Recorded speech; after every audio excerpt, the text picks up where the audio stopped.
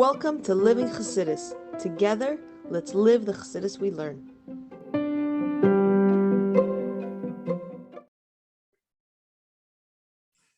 Morning, everybody, and welcome to Chassidus in the Morning. 15 minutes to change our lives. Learning from the Alter Rebbe, Likkutei Torah, about the union of Shavuos, Matan Torah. This shir is for Shleima, for Tziyon ben Sarah. Have a speed for Shleima. Okay, so yesterday we were discussing the question the Alter Rebbe had is that why was the Torah? The question is why is the Torah given Mount Sinai? So we know, very famous, that the idea that the reason why the Torah is given Mount Sinai, like it brought down from Targum Yonason, that the Torah is given Mount Sinai because it was very small and very small and weak, it says. Whereas other mountains all come, they said they want the Torah to be given on them. But Hashem said no, because you guys are all haughty, and the Mount Sinai is not, and that's why we get the Torah on this. So we were discussing yesterday really what's going on over here. The question is that what does it mean to be humble? That's essentially our question. What does it mean to be humble? That's what we're going to discuss today more.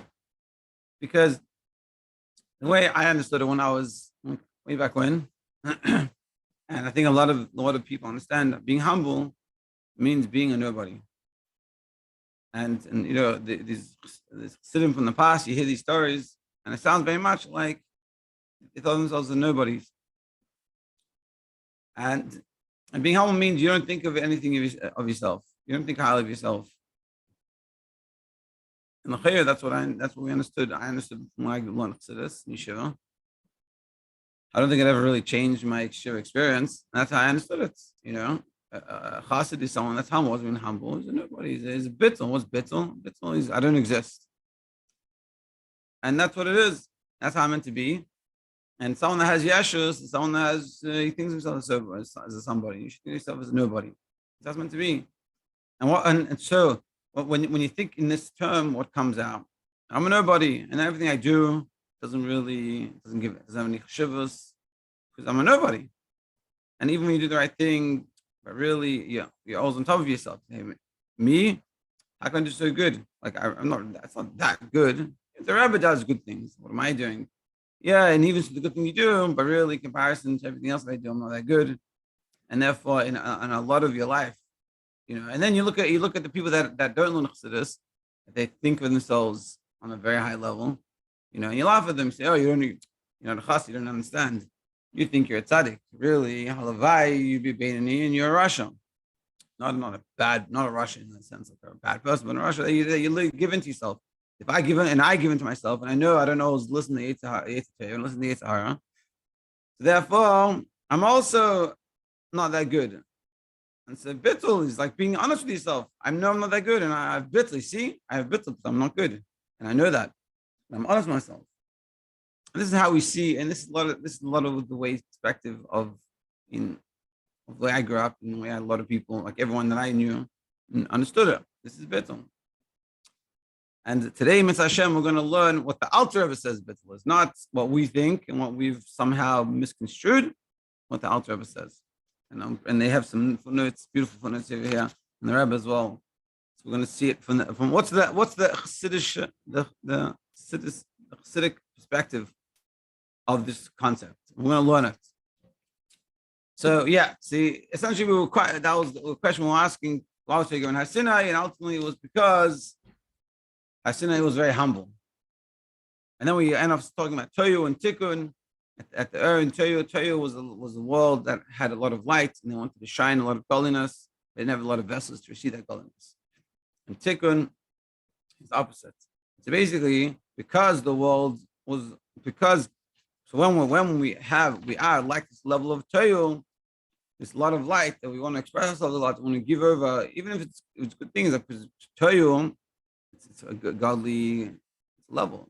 Ultimately, like we said, we learned in Echolzu, and the Rashab, And what comes out of that in this physical world is yeshus, and the opposite. And that's what we're discussing. It's a bittul. Yeah. Like that's what he said. He goes, like it's known from the idea of the breaking of the vessels that causes in this physical world to have yeshus. And therefore a person should that's why the Torah was given on these mountains. These mountains were all very yeshustic. And Har Sinai was a very humble, humble mountain, and therefore the Torah is given over this. So he says, the main thing of Torah is to have bittul. Like it says in the pasuk, you shouldn't profane. So literally, it means you shouldn't profane Hashem Kadshi, my holy name. You should be sanctified from the Jewish people. Ani Hashem Mekadosh, I Hashem sanctify you. That's what the pasuk is saying, is that we shouldn't profane. But halal also comes from the words halal, void. Hashem should don't void my name, meaning don't make my name void. Don't make, because of your ego, my name void. Meaning Hashem can't be in this world. Through your ego, like it says, Ein ani v'hu yocholim l'dur, v'eisei makim. It says that Hashem says that I and him cannot dwell in the same place. When someone has ego, you, as Sheish says, ego stands for edging God out. When you have ego, you push God out. So what does it mean? And so ultimately we have to understand here, what does it mean ego? What does it mean bittul? And this is what it means, like it says in Reuven. A person puts himself like a midbar, like a desert. What does it mean to make yourself like a desert? That everyone steps on you. And Rashi explained to Rashi, it means, what does it mean everyone steps on you? It means you have no ego, you know, haughtiness. Torah is given to him as a present. So we look at this, and what is it telling us? I have to be like dirt and dust and ash, and everyone can step on me. I'm a what is called, they can just step on all over me. I'm a nobody, and this is what the Alter Rebbe is saying. This is chiddush. This is how it's meant to be. That I don't think of myself anything that I do doesn't really matter anything. It's not really worth it. Because who am I? I'm a nobody. It's like the joke. In times of the Baal Shem Tov, that people had false understandings of themselves, trying to be like a whole holy. And so one time this guy came to a non-Chassidish town, and he was there for Rosh Hashanah. For Yom for Torah. And when they had to call up everyone to get the Torah by a kafes, so he went to the guy and he said, "You should announce all the novim, all the humble people should come up." So you understand that if you're humble, so then why would you come up? I'm humble, but if I do come up, so basically he did it. And so the guy announced all the novim should come up. So all these guys started running up. I'm an honor. And they all start laughing, whatever. So like it says, we say then of davening, this is a beautiful part. My soul, ka'afar, like dirt, lachalti, should be like for everyone. And then it says, Pesach libus yosecha. So the pasuk says, v'nafshi, ka'afar, lachalti, Pesach libus yosecha. And my soul, like dust, so everyone should be. And then it says, open my heart to Torah. But the teacher was saying here is that through being v'nafshi, ka'afar, lachalti, through having bittul, through being like dust in front of everybody, so then you receive the Torah. Then you'll open your heart for Torah. So you should have all this bittul, you should be like dust, and you should be like the desert, and everyone can step on you. What does this all mean, and how do we understand all this? That's why the Torah is given Har Sinai. Why? Because the machich, it was small, it was humble, it was low. Shiftless, which is the idea of lowness. It doesn't raise itself up, it doesn't have a big haughty, big ego. Yeah. So this is sort of the answer to the first question. The first question we had was, why was the Torah given Har Sinai on any other mountain? And ultimately it's because Har Sinai was bittul. The other mountains were very haughty, very big. Look how big I am, look how great I am. Har Sinai was a very small and very nebachi. And that's why the Torah is given Har Sinai. And now the Alter Rebbe, based off this information, can ask a very beautiful question. Page 6 in these sheets. He goes, however, we need to understand, Imkain, such a fundamental point. Imkain, Lama Haya Shemhar. Alter asks, it's a klutz question. Simple question, like we said in the last sikha that we learned. A lot of the questions that Chassidus brings, if you think about it, they're very simple. The answer is profound. You need to know a lot of Chassidus. and a lot of Torah. But the question we should be able to have ourselves. Alter asks, if we're saying the whole reason why the Torah is given Har Sinai is because Har Sinai was such a small, low mountain at bittul. But what's the ultimate level of bittul? The ultimate humility, like das, we said, like das, and like sand. So what's the ultimate humility? Give the Torah in a valley. Give the Torah in the desert, in the field. Why is the Torah given on a mountain? It's against everything we're talking about. We're talking about you have to have bittul, you have to be a nobody. And now we're saying the Torah is given on the mountain. So how does that work? Let's see in the Altar's words. We need to understand. Why is there a mountain? Why is the Torah given on a mountain?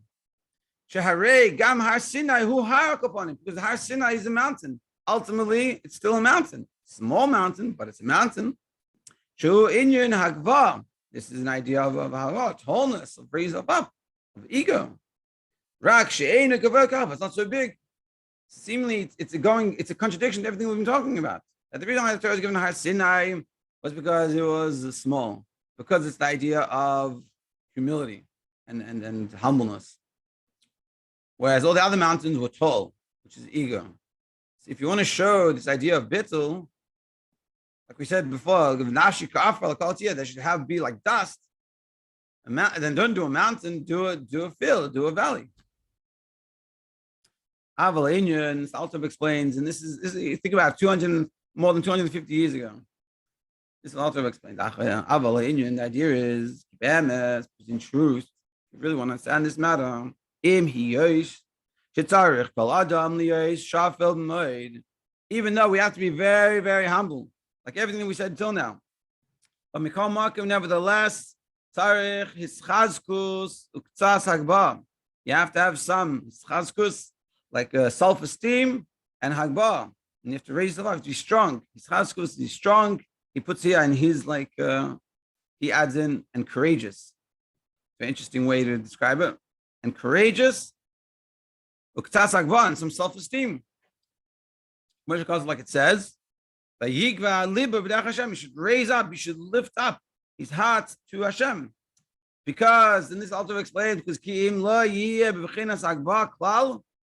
if you're literally like dust, and if you think of yourself as a nobody, a literal nobody, I'm a nothing, I'm a worthless, and everything I do doesn't make a difference, that's not chassidish. But if you do that, you're going to give up on yourself and you say it's just worthless. Everything I do worthless doesn't make a difference. And who cares? What's the difference? You're going to say, who am I? And what's my work? What's worth what I'm doing? I'm not doing anything. It's worthless. And I'm worthless. And we think it's chassidish. We say I'm worthless and everything I do doesn't matter. And we look at ourselves and who cares? Who's me? I'm a nobody. And we think this is what Chassidus is telling us. And I once had for being with the guy for hours discussing this point. And he looked at me like I'm mad. Like, where are you making this stuff up from? Everything I learned Chassidus is telling you nobody. So I bring with him for hours about this. And I'm like, everything, and if you start to see this, you'll look at everything that Chassidus says, and you see it. It's like, it's like it says, Lamashal. We've got to finish up. But Lamashal, it says in Parak Memalef of Tanya, simple one explanation. Memalef of Tanya, it says that Hashem Yitzhak love, Hashem stands over you and is watching everything you do. Him over the Korea, and he's checking close believe and the recess, the depth of the heart, if you're serving properly. So you can learn and you can say to yourself, well, look what it's saying. Hashem is looking to catch me out because I'm a bad person. You see, I'm a nobody. And he's like, oh, let's see this nobody doing nothing. Yeah, I caught you. And that's what we do to ourselves. And when we sit there and we don't learn something, or we don't do what we're meant to be doing, it could be for months and years. The one day we come and do it, what do we say to ourselves? You're a nobody. Who do you think you are? You did it once. I know who you really are. But really the taich is, like it says over there, really the taich is that Hashem cares about what you do. You're not a nobody. If you're a nobody, then why are you here? Why did Hashem create you?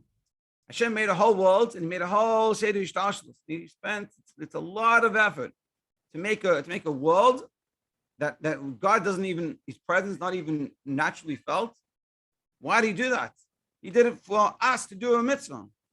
We have to appreciate this. And this is what we're saying here. He's saying, if you think you're a nobody and everything is worthless, you're never going to do anything. You're going to say, who cares what I do? It doesn't matter. And you know what? So I can do an Avera because I'm nobody anyway. I'm worthless. I'm a waste of space. Chas v'shalom. And these are things we can say to ourselves. And so even in the case of this person I was praying with, I spoke for hours about it, and sort of like, he's like, oh, interesting. And I remember like even like a year later, he was like, oh, look at this. You see, I'm right. And he showed me some maamer, some above, like a one-liner. And I'm like, listen, I don't know the whole context. You can't just send it to me. But for sure, I said, for sure, it's not talking about you're nobody in that context. What you think about it. Yeah. So we end up saying, so what do you have to realize that the reason why the Torah is given on a mountain, this is the Vart. The reason why the Torah is given on a mountain is specifically because it's a mountain, because you need to be a mountain. You don't need to be a huge mountain, but you need to be a mountain. You need to recognize yourself as a somebody, and as what you do means something. But if you don't, then then you're never gonna achieve. And you're gonna be depressed and down and just gonna not get you in the right way. Yeah, we're gonna continue tomorrow. There's a lot of good stuff here, but we're gonna get going on the day, unfortunately. So everyone should recognize that they're a mountain. You don't have to look at yourself as a huge mountain, but you got to be a mountain. You should be Thanks, Rabbi. in your mountain. Have a great day.